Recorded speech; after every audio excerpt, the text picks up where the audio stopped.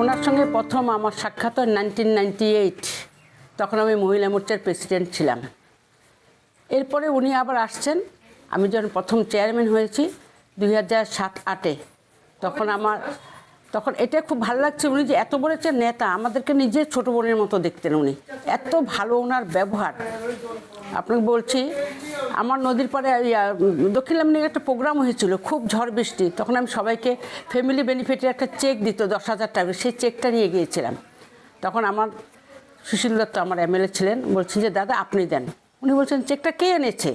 বলছে যে স্বস্তিকা এনেছে। বলছে না আমি তো দেবো না, স্বস্তিকা যখন এনেছে স্বস্তিকাই চেকটা দেবে।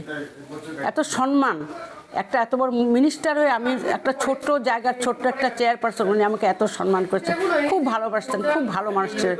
আমরা পৌরসভার থেকে আমরা কমিশনার আছি, আমাদের বিজেপি ভারতীয় জনতা পার্টির লামডিং থেকে আমরা খুবই মর্মাহত। ওনার মতো একজন ব্যক্তিত্ব, একজন সামাজিক নেতা, সমাজের সঙ্গে উনি ওতপ্রোতভাবে জড়িত ছিলেন, এত ভালো মানুষ ছিলেন, এত সবাইকে ভালোবাসতেন না। কালকে দেখেছি ফটো, অসুস্থ যে সবাই জানি, ফেসবুকে সবাই পাই। আমি ওনার আত্মার সদ্গতি কামনা করি। গতকালকে যে খবরটা পাওয়া গেছে যে কবীন্দ্র বরগাস্তদেব আমাদের প্রাক্তন মন্ত্রী তথা সাংসদের মৃত্যুর খবরটি, আমরা লামডিং বিজেপি বা লামডিংয়ের বিজেপি দলীয় কর্মী হিসেবে আমরা খুবই দুঃখিত।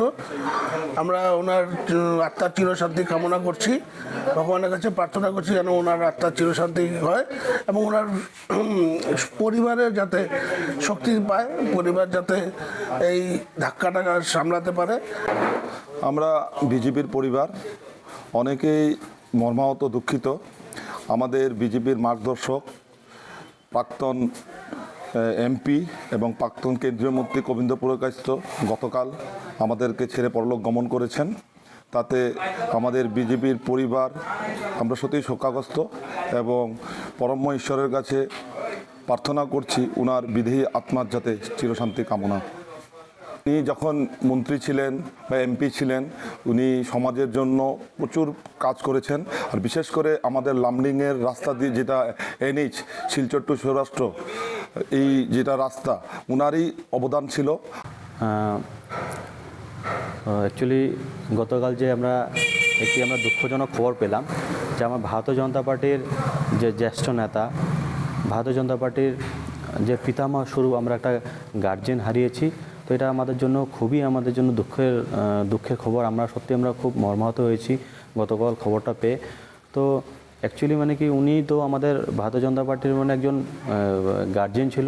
আমরা একজন গার্জেনকে হারিয়েছি।